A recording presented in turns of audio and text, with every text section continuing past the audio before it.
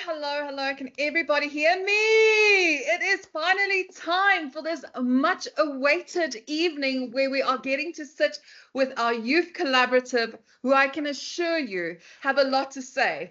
They are fierce, they are feisty, they are ready to take on the world. And as this world that we have given them, or the world that we have participated in, they have many systemic issues that awaits them, but they have all the grit and everything that it takes to create greatness for the future. And therefore, we are super excited to bring to you the Youth Collaborative of Conscious Leaders. My name is Banwari, and I'm the founder of Conscious Leaders. And I am absolutely thrilled about this particular moment. Just a little bit about Conscious Leaders. We are a women in leadership network, and we're all about striving to be audacious inside out. From boardroom to living room, we are all about striving for seeking the highest potential and the greatness that is within us, and also to lead the way. We are a community of 3,500 high impact women that are making big strides to make a difference in the world and to build a fortified and sustainable future. And with you joining here, we are absolutely thrilled, and we want to thank you for taking the time to be part of this evening. Now, I am actually going to take a back seat because this is not about me. This is about this incredible youth collaborative. So a few months ago, we decided, you know what, there is so much gatekeeping that is happening for the younger generation, and that has to stop.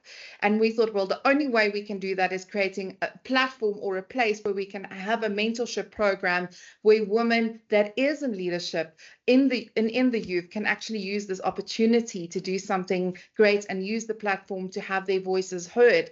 And let me tell you, I'm learning so much from these young individuals. They have so much to say, and they really debate things. I must tell you, it's something else.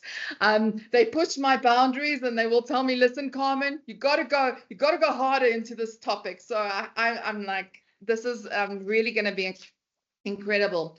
So I'm going to just introduce you to our esteemed colleagues here. So Senamile Zungu. She has also, we interviewed her recently on the podcast with her co-host, Stacey Jane Jaggers. They have an incredible podcast taking on race and privilege. She's also in the daytime commercial process lead for Kantar, and she is also a DEI sustainable transformation specialist on a board dealing with that. Then we've got Aleya Banwari. Now listen, she's a News 24 100 Young Mandelas of Future 2023, and she's also a director and a marketing specialist with her own business, Grab a Grad, I believe. And then we've also got Inam Qoma. Am I saying it correctly? But anyway, if I butchered it, I do apologize profusely. She's also SA's top 5 for women entrepreneurs. She's the Male Guardian 200, also for Young South African. She's the CEO and co-founder, works in the marketing and content business as well. So she is really also a force to be reckoned with. And then finally, we've got Bongi Kunene. She is also just joining us now. She's actually on a road show, and she's made quite a lot of effort to be here and in the preparations of this evening. She's the MBA candidate and a key accounts manager, and like doing her thing and making magic happen. And that is it from me. So over to you. What do you have to say? Thank you, Carmen. Thank you, Carmen. Yeah, hello, everyone. So excited to be here, and especially to be speaking with my fellow panelists. And I'm really excited because we also have some polls later and to hear Q&A. So we get to hear from the audience, which I'm really looking forward to. Hi, everyone. I'm going to, that was quite a hype up by Carmen, but I love the energy. And in these short months that we've sort of been part of the Youth Collaborative, it's exactly that kind of energy that we bring. And I love that we don't contain it. So I'm really excited for this one. And seeing, as Aleya said, it's quite an intimate session. We'd really appreciate some engagement, and we are ready to really go there. Well, hi everyone. Really excited to uncover this topic. Really resonates with me. So yeah, really excited. And let's engage and let's have fun. Anything about conscious leaders is about fun, fun, fun. Whoop whoop. Yeah, that's all I have to say. Whoop whoop. Let's get in. Let's get into it. All right. So I don't know if everybody in here, perhaps you want to take your cameras off and then you can be part of the conversation and engage. We are a small group this evening, so if you feel free to join in, then you can join in the conversation. I think the important thing that I would like to start off is the webinar series is called Unmasking. And before we even get into the topic of authenticity, I would like for you ladies to take the time to maybe take our audience through as to how we actually got to unmasking and why this is the theme for the webinar series that you'll be having.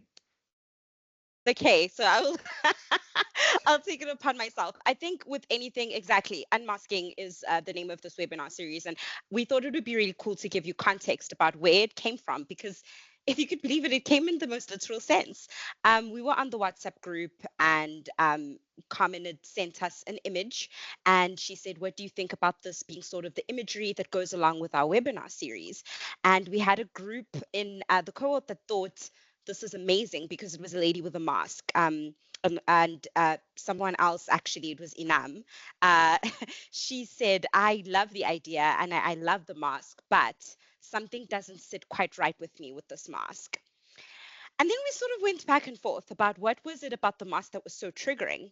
And we sort of netted out at almost two schools of thought.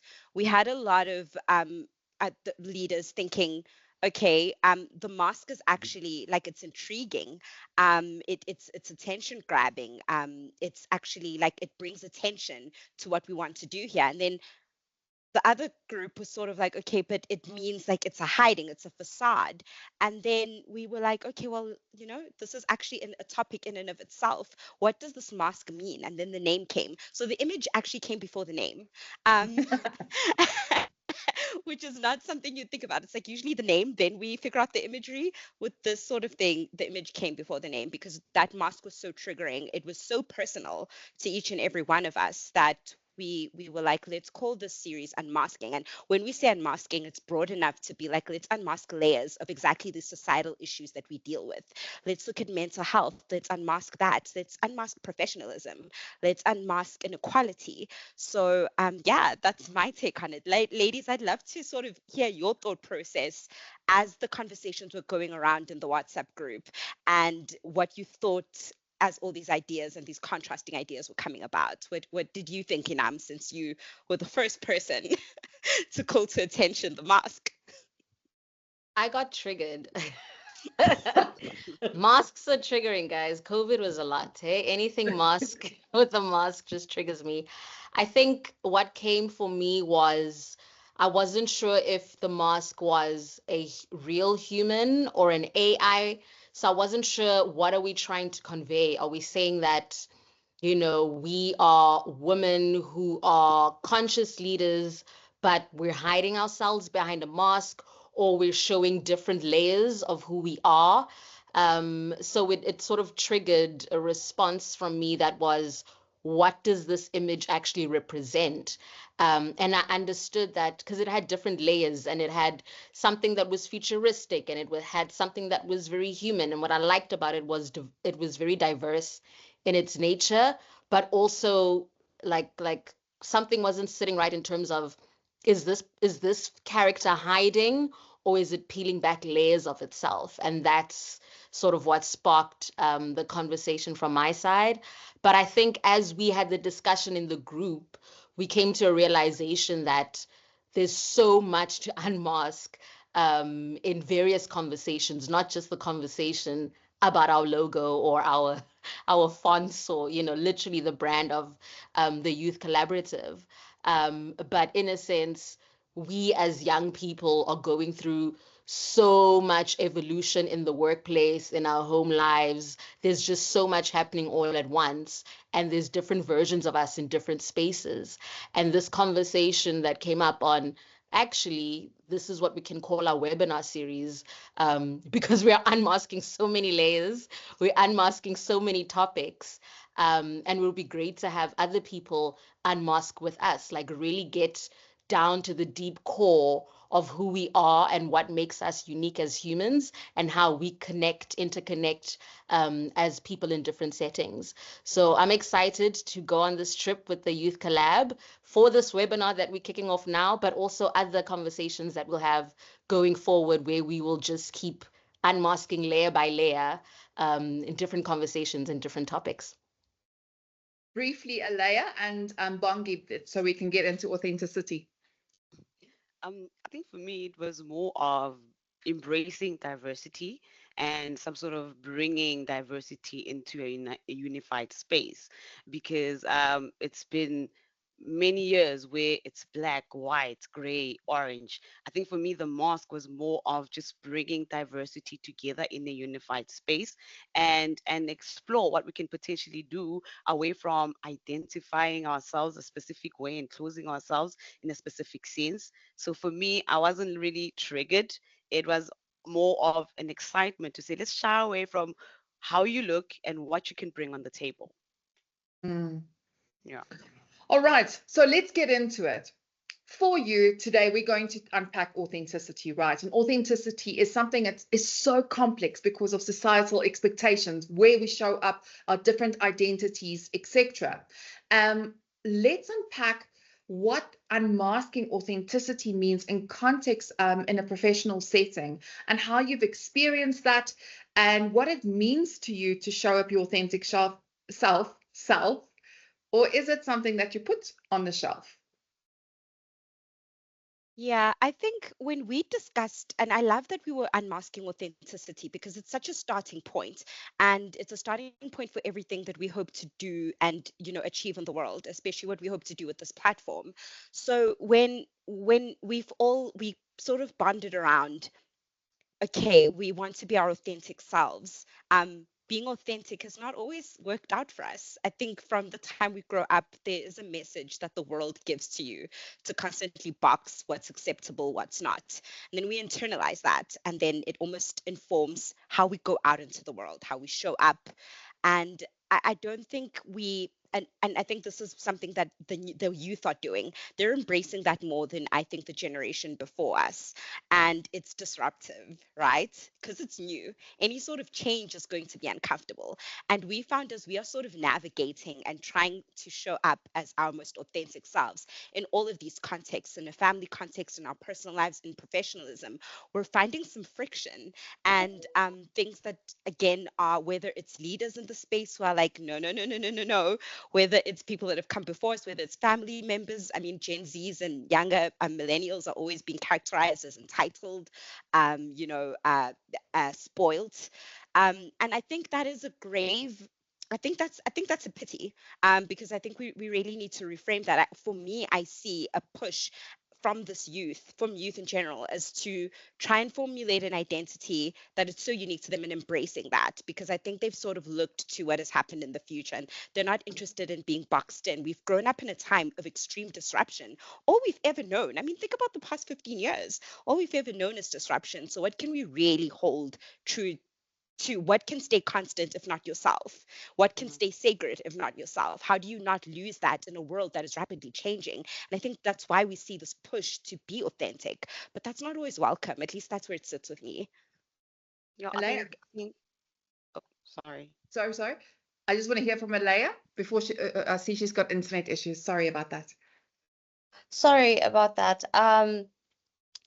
Yeah, no, for me it was in the very literal sense of like unmasking and then being a young person who isn't always agreed with, especially in terms of what is professional, like my hair color, for example. When I first started working, I had a very similar color hair, and we had a professional development coaching session, and they said, no, you should probably like dye your hair back. But it was like, how does my hair color affect my ability to engage with customers? If anything, it's a talking point. And on the topic of unmasking, I have, like most people, and especially young women of color, who want to do well, we have the tendency to people please. So with that mask of wanting to help people, and then I found out I am neurodivergent, I am autistic. So that was like, oh, I've been secretly wearing a mask that I didn't know about the whole time. And I'm sure many of us can relate to all of these different masks. So there's so much to unpack. I just want to comment. I've dropped a Q&A. The poll thing wasn't working, so I've added the questions on the poll. If our audience, you can just comment on the discussion by literally writing numbers 1, 2, or 3, and then we'll have a chat. But we're going to carry on the conversation while we chat. Just drop which number you resonate with in terms of the question. Bongi. Yeah, I think there's somewhat an invisible wall where you need to show who you really are and your professional version of yourself just to fit in, right? And this balance can be very tough, right? Because you have a true self and there's a version of you that needs to be accepted in the professional world. And unmasking is about slowly lowering these walls so that you don't just fit in, but you feel like you truly belong as who you are. Yeah. And I also just want to comment on that, Bongi, because I think it's so like, I think when we discuss unmasking and authenticity and belonging and showing up as your authentic self, I find there's sometimes pushback with, a sort of a generation before of, well, this is all a nice to have. This is not a priority. This doesn't make business sense. Unfortunately, because now, I mean, it's so unfortunate that we have to live in a world where you constantly have to justify the bottom line, to justify making people feel included. What about the human line? Like what? But unfortunately, we operate in that context. And I think there's ample evidence coming out, especially post-COVID, and a lot of studies done and thought leadership developed around how lucrative, like sort of facilitating belonging and inclusion in any organization in any context is for your business, for whatever, like it actually makes sense. And so the opportunity that's lost there by insisting that things stay the same or boxing people in is unfortunate to me, because it's a waste. Mm. Can I ask a question? I'm going to pose it to Inam, because it's very interesting what we are unpacking here. So let's think about this for a second. So let's think about this for a second, right? The moment you're born, right? They come and look at you in that window, right? And you're in a box. Then from that box, you're moved to a home with windows, which is another box. And then you get raised there, and then you're in a box. And then you go to a corporate, or you go and work in an environment, and you're in another box. And we move from boxes to boxes until the day that we pass away and we leave in a box, we leave this planet. In between those moments, you need to find a way to express your authentic self. But also in your career, if you're not expressing your authentic self, you are not able to actually have confidence, right? So I want to understand from you, in your careers or in work general, and looking at your generation, do you feel that there is a lot of work to be done in leadership in order for you to show up authentically? Where do we sit in that regard? I think my lived experience with that changing different roles, because I am sitting here as a youth collab person, as a leader, a CEO, and a co-owner of a marketing agency, but I'm also a mother, I'm also a wife, I'm also a daughter, a sister. I have different roles that I show up as. And in different contexts, I show up differently.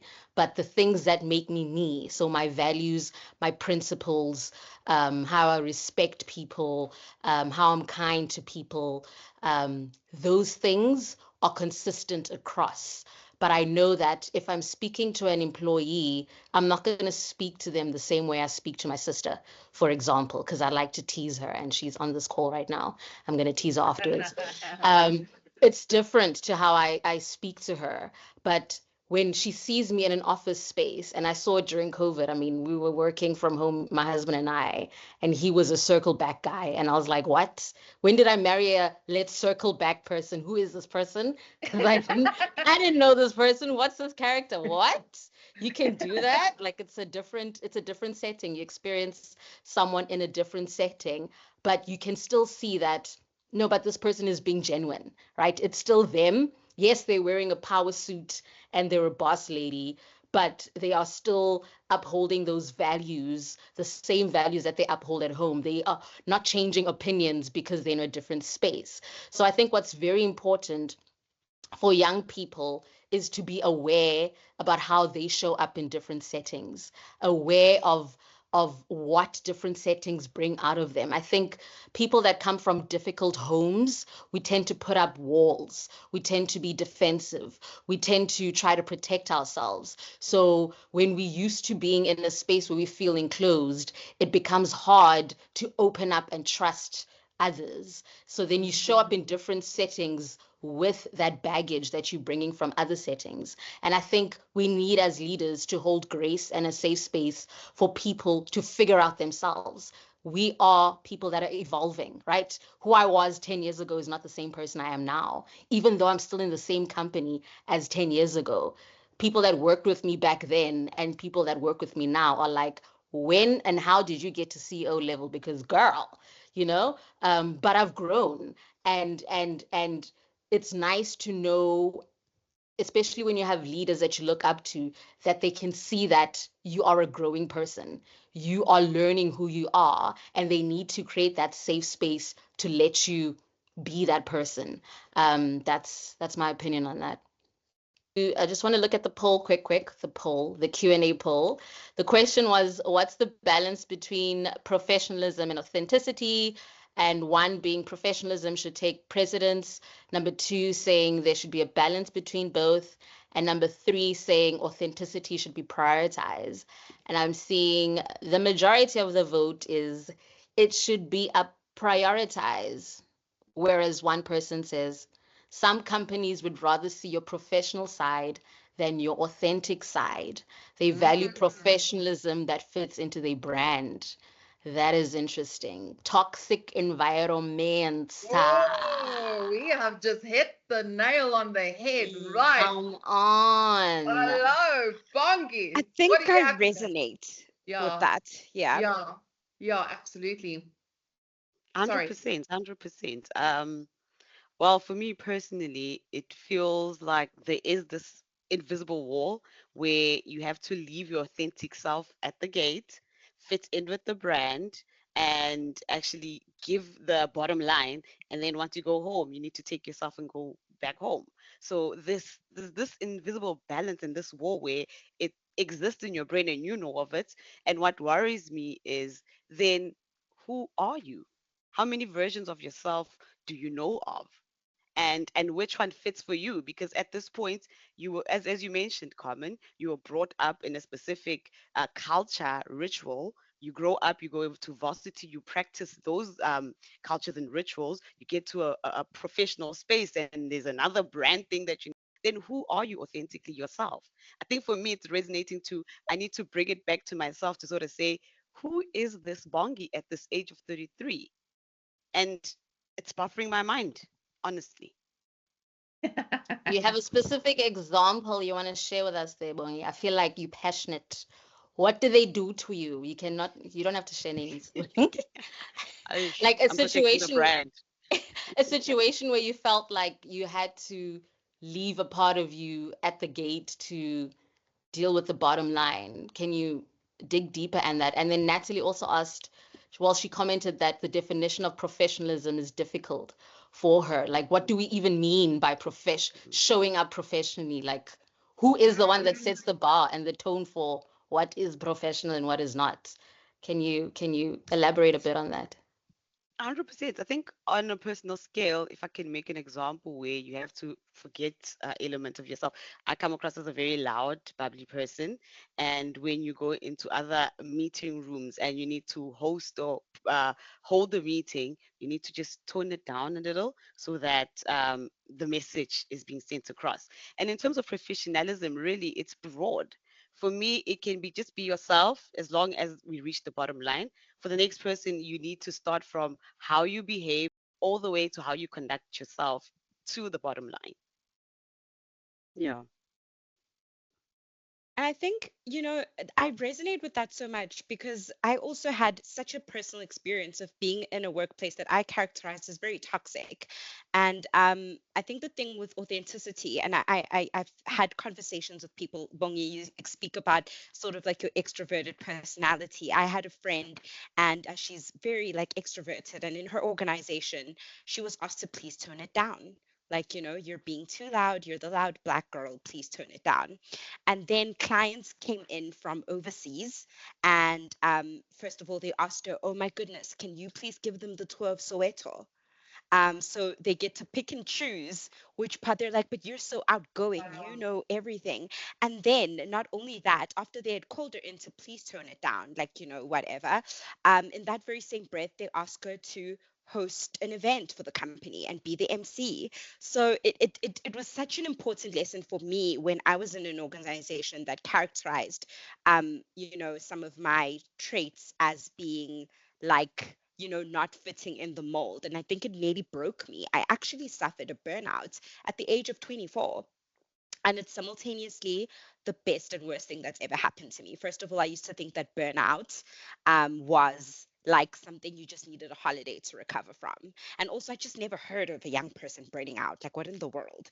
Usually, when people burn out, they have been holding an executive position for the past 20 years. They have, they're in an abusive relationship. Like, there's all of these factors that seem to come with life experience. And alluding to what Aleya said, there's a certain type of, depending on how you grew up, and if you had to mask, I'm neurodivergent myself, only diagnosed a few years ago, and that made so much sense. Not only that, but I also have borderline personality disorder, which I had no idea. And that's something very vulnerable for me to share because I think I'm still trying to grapple with the stigma around it, right? It's like even the name sounds crazy. But and this is all because we're unmasking authenticity, everyone. So I'm going there. And it quite literally broke me, that boxing in, and I hadn't realized that I'd been doing it, but all of a sudden I was in an environment where I had to mask overtime. Then the people pleasing comes up and it's overtime, and I worked myself into such a big burnout that took quite a significant chunk of my life to recover from. The self-loathing of why couldn't I do it, why couldn't I just be more professional, why couldn't I, and it took me a long time to realize that some environments are just not for you to be authentic in. And so organizations would rather, there are some organizations that would rather have you not show up as authentic. And I think we're seeing with this youth, the youth being like, okay, if you are insisting on me not showing up as my authentic self, I am out of here, no problem. And I love that about this generation. I love that they take themselves, they're starting to take, we are seeing a huge, companies all over the world are seeing struggling to retain Gen Zs. And it is precisely because of that. If your organization won't start to look at connecting with the youth on a values level and insisting on imposing your values and have them assimilate to your organization, you're not future proof in your organization. They're going to be out of there. First of all, we're flexible as hell. We are going to have many careers in our short. I mean, I think out of the four of us, we can already relate how many times we've switched jobs. Some people are working full time and still have their startup things. I'm starting my own business as well on the side. There's just so much flexibility, and it goes with this, and it's a superpower of this generation. So instead of characterizing it as you don't know what you want, we know what we want. You're the one that doesn't want to accept what we want and who we are. So, Hey, Aleya. Wow, Sena. I feel like wow, you've captured it so well. Except I don't feel like lots of us also don't know what we want. Like I never thought I was going to own my own business. So a lot of it's happenstance. So it's kind of like this happened, so that happened, and therefore. But I also like going back to the concept of unmasking. It's the state of becoming. It's not a fixed state of being. And that's life. And I think we have to become comfortable with things not being permanent, and in between.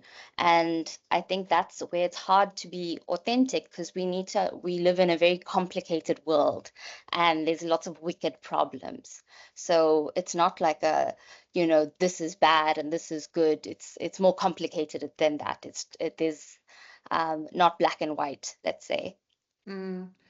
As we are on a month of mental health, and mental health has become a massive issue, how do you perceive not being able to show up as your authentic self, how that's contributing to anxiety, how is it contributing to self-worth issues, how you build your confidence? What is the inner work that also needs to get done by yourself in order for you to discover the layers, all the belief systems and all the things you were taught as a child, growing up and university and the conditioning, all of a sudden, standing and looking at yourself in the mirror and going, who am I? Who do I want to be? And diving into that part of yourself to ensure that your mental health is also preserved. Who wants to take that? Completely. I was actually reflecting on this earlier, Carmen, where I was thinking about authenticity in different settings, but also looking at how you show up based on your experience versus who you actually are versus who you want to be. Because we're not perfect human beings, and we have aspirations, and we set these goals, sometimes detrimental to ourselves, where it's like, in 5 years, this is who I want to be, right? But then sometimes there's a disconnect of where you currently are at and who you currently are. Great, let's grow, let's evolve, but what does it take to get to that other person that you're trying to be? And are you trying to be that person because you are a people pleaser, because you are setting ambitious goals, because you want to escape your past, because you are trying to not fit into a stereotype, or you're trying to fit into us? There's so much going on, and I think we owe it to ourselves to take a breather and truly reflect. I think self-awareness, self-reflection is truly important. I've been journaling quite a lot and reading my Bible quite a lot, because I feel like there's also times where it's like me, like self-help says, start with yourself, do this. And it's like, it's great advice. But when you look at yourself, because we're people that are connected with others, when you look at yourself and who is looking up to you, you also have to take that step to say, how I'm showing up, is it actually helping others with their journey? Because sometimes we set ourselves to these ridiculous expectations of what we're trying to become. And people that don't see all the hard work we actually do, the burnouts, the going crazy, the cutting your hair like Britney Spears in the car, the crying in the car. People that don't see that part of you and think that you're an overnight success, think that they can pull it off. And when they see themselves drowning, they're like, but how can so-and-so do it? And I can't. But if you are actually authentic, so what I've been doing on my social platforms, go follow me on Instagram, it's Inam Qoma. What I've been doing what I've been doing on my platforms is being open about my journey, because people like to see the awards, but they don't see what's going on behind in getting those awards. So I'm like, girl, last year I had a mental breakdown. I was seeing a therapist, still seeing a therapist. I go to church every weekend because life is a lot. So I feel like if we're sharing parts of our story with people, let's show them the full picture, so that people don't think that the journey is, easy and they have it hard in themselves. And I think that will be easy on our mental health as individuals. I'm listening to this, and as you're talking about this, I'm thinking about the younger generation. When you go through TikTok and you go through all the various social media, and this desperate need to be seen, and actually shaping your character to get the likes, to get the hits, to be seen for the fame. And I know that this is something that we discuss about the generations, because we didn't grow up with all of these social media platforms. I remember the first time I worked on a computer, I think I was 16 or 17 years old, right? So that gives away my age. But I mean, I was talking to my husband the other day. I remember when my mom gave me a pager for me to call her at a phone box to let her know I'm close to home on my way from school. It was when I was like 16 years old. There was no such thing of always being connected. And I wonder how always being connected is impacting how you show up authentically because of the online bullying, and because of, you know, showing up the way that you want to is not always welcomed. What is the views from just looking at your generation? I think social pressure somewhat suppresses authenticity, right? Because we all somewhat are trying to fit in a specific box to look like a specific person, but not necessarily explore who we truly are. I think I like what Inam mentioned, to say she is then open to a journey, and being open to your journey with everyone takes courage. I'm still in this process of understanding my own journey, and getting to a point where I share it with someone else seems scary. So it really differs at the stage of where you at in terms of self acceptance, self awareness, and also understanding your authentic self. So in my mind, personally, social pressure suppresses authenticity.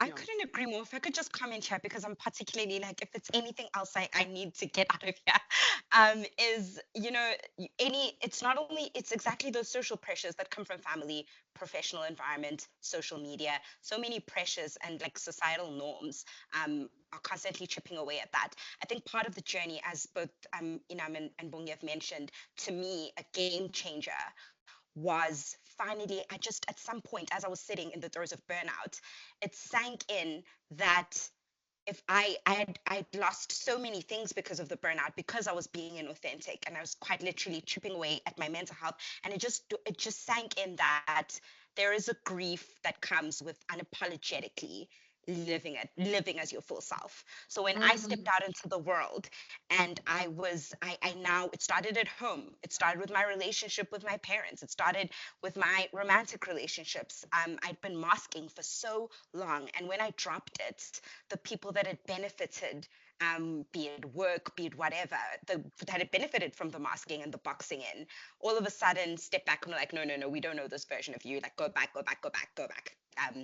And there is a grief that comes with living with your quirks and accepting. There is actually a cost for self-acceptance. What you gain is much bigger, and how you're able to navigate the world. I think the reward and the opportunity for being authentic far outweighs the sort of like downfalls. But I think something sank in is that there will be friction, and it will be difficult, and sure enough it is. And as I go through the journey, I'm met with certain, like, there's instances that call for me to either pretend, to either lie, or to either try, and it's difficult. It would just be easier to whatever. But because I've decided to unmask in this way, because I know the cost of not unmasking, it does cause friction, you know. So I think it's also important for anyone who's on a journey of authenticity, as soon as it gets uncomfortable, don't take that discomfort as negative, or as telling you to go back in the box. I think just power through it, because what you gain, I think, is so much more than what you lose. Amen. So, Aleya, I'm going to pose this one to you. So I posted this in the group. So Aleya went to Bali. She didn't take us with, but she's back in the land of the living. But so there was this post on LinkedIn by Jade Bothong Phillips. I hope I'm pronouncing it correctly. And she was posting about, I don't know if you remember Daryl George. It was this boy that was banned from school for his hair locks. And he was removed from class. He was then suspended and then forced to be on an off-campus program just because of his hair locks. And obviously, this raises a lot of questions, from a younger generation to follow behind you. How open are schools? And, is it this thing that you have to conform, where you have to, let go of who you are culturally, and not being able to celebrate that and bring that parts of you with you on your journey? Is that, what is your views on that? Would love to hear. Well, hair is always a very sensitive subject for a number of reasons, and dreadlocks especially. Dreadlocks, it's seen, people perceive it as being dirty, for one. Some people think that some people with dreadlocks don't wash their hair, and that it's very much seen as the other. But if you think about it, like, so in Hinduism, on my trips and in my travels to Bali and other places like Mauritius, Lord Shiva, who's like one of the supreme creators, he has dreadlocks. So many monks then have dreadlocks because they're showing that they are trying to leave their like earthly connection, or like not being so conscious of like material possessions. And just trying to go back to what Sena was talking about with these frictions. This in itself is a friction because people are not being allowed to be themselves. We love the ability of convenience in this very like global world. So we love to be able to travel to faraway places, to see exotic cultures. But then when it comes to those cultures or those people being integrated into our own communities, then we're like, no, no, no. But in the same vein, we'll share on social media like, no, this is not okay. But if it comes to real life, people will just stay silent. So that's that loneliness, and it's like, do I actually have a community? And that's why it's important to unmask, because yes, you will lose people, but in that process of unmasking, you learn who is there for you and doesn't just love you for what you can do for them or what like service you can perform. Love it. Can I just comment on the I'm going to comment on the dreadlocks, guys, because I'm here. Dreadlocks queen, lion. Listen, honestly, dreads changed my life. I used to have a massive afro. Getting ready at your first job with an afro, most stressful time of my life. It looked amazing. But trying to comb it when it's like, not today, worst thing ever. So I went to dreadlocks. But my children have dreadlocks. My mother has dreadlocks. My sister has dreadlocks. My whole family has dreads because it's so much more convenient. And at the school that my son is, initially they were like, we're very strict on hair policy. And I was like, I will toy. Girl, I'm a 1991 chick. I know how to toy. I'm a parent who's paying ridiculous school fees. I have a say in the policy. I'm a shareholder with a voice here. So I fought it. And I was like, is it making his maths marks drop? Is it interfering with anybody else's marks? Is it disruptive in class? No. Okay, cool. Then his hair doesn't matter, and they drop the policy. My daughter sometimes puts on blue hair or pink hair braids to school because she's 4 years old. Like, if not now, when? Hair is part of our identity. It's ours. If it's mine, even if I buy it, if I bought my hair and I put it on, it's mine. You cannot have a say about what I wear or how I look like. Because also mind your business. So I am very vocal about that. I'm very passionate about dressing up and looking the way that I want to, because it makes me feel good. And if it makes other people not feel good, the problem is not with me, it's with them. So I'm happy to call out any of that. And yeah, that's my 2 cents on that. Why are we policing other people's bodies? Like, listen, that's the next, I feel like that's the next webinar. Ooh, I'm already like, Fabulous. Now, I want to pose the closing question based on the conversations here that has happened in the unmasking and really opening up about each other, yourselves, and you probably learned a lot about each other today as well. But what is the one thing that you want to continue to unmask after the session today? Inam. A lot, guys.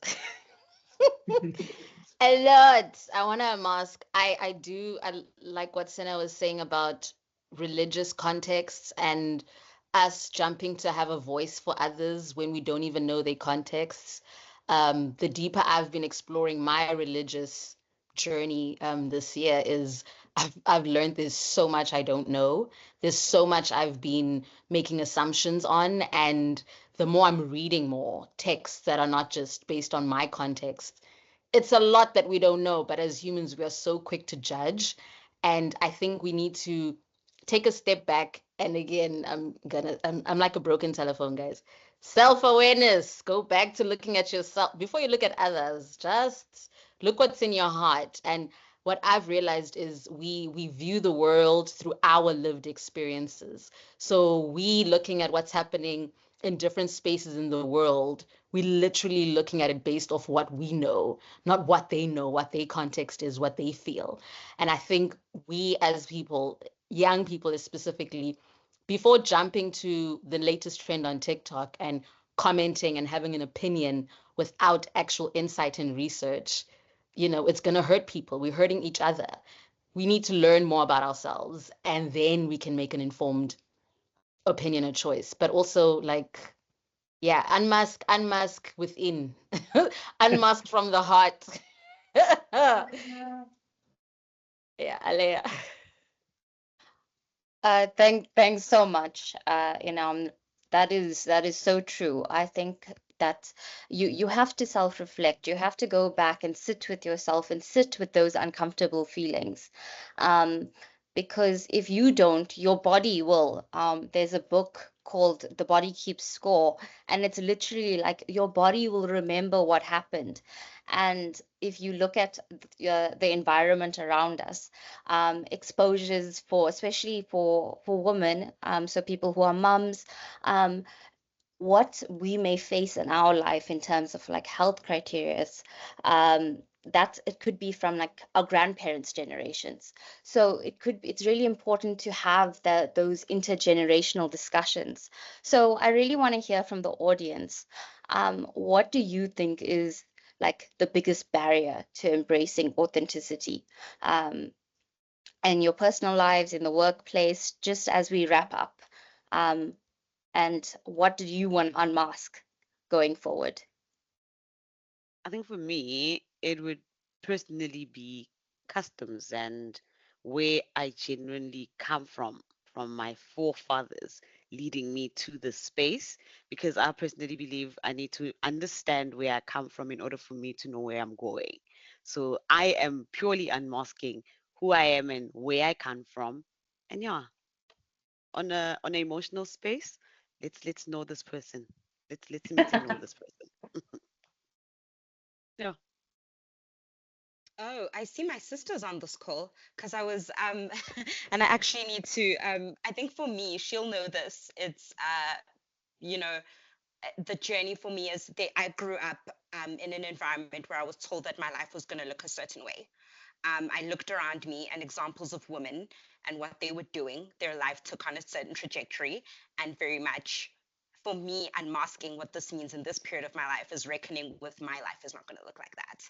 My life is not going to look like that because I have agency, and I have agency, and not everyone is going to support that. And because of the culture I come from, the family I come from, whatever it is, like it's been a lot of personal loss and judgment because I'm choosing to live in a way that's authentic to me. So I think I'm just excited to unmask what the journey looks like. And shout out to my sister for holding my hand and the women in this community for holding my hand, because now I do have examples of women whose life look different and who are living their lives not as passive bystanders or being dictated to of what it looks like, but who actually have agency despite of all the barriers put in front of us. Guys, I mean, structurally, what we have to contend with is a lot. The fact that we are having this platform, this discussion, that is so radical in and of itself. And I think we need to hold space and acknowledge that it's a feat. So I'm excited for unmasking that journey of continuing that. So yeah. Fantastic. Well, this was a fascinating. Oh, sorry, go for it. Go for it. Yeah, no, I'm saying Mbalentle has been trying to write something. Girl, I'm unmuting your mic. Lack of self-awareness. You want to elaborate on that? Okay. So what I also just want to say, one thing that I'm taking away from here is radical authenticity. If we really want to, in a world where we're going to live in a world of deep fake, where everything is going to be artificial, where everybody's geeking out about what is the next technology, what is the next artificial intelligence capability. I think we need to start looking at how can we go slower when the world is going faster, so we can actually do that introspection of who we are. I truly believe that there's going to be a high price in the future on authenticity. Just like we're buying fruits and vegetables, we're going organic. We want the real McCoy rather than having artificial ingredients and hormones in our vegetables. I think the same thing will happen in the future for authentic workforce and for people that can actually show up for who they are, because that is ultimately the skill that we need in order to activate critical thinking to solve systemic issues, and something that we're very passionate about here in Conscious Leaders. So I want to say thank you, leaders. It was just phenomenal to see how you've just taken on this topic and opened up yourself, made yourself vulnerable. And I want to thank you for each one of you. And also, I love the feistiness and the fierceness and how you express yourself. And yes to dreadlocks. So yeah, thank you so much to our audience. Thank you for everybody who joined us here today, and thank you for always supporting this community. You have no idea how much this means to us. This is a big moment for us, and hopefully we'll have new dates very, very soon, and we will communicate that as soon as possible. Have a look on our platforms and then subscribe to the podcast, and you will hear these ladies in the future as well, having a lot to say there as well. Thank you so much. Bye-bye now.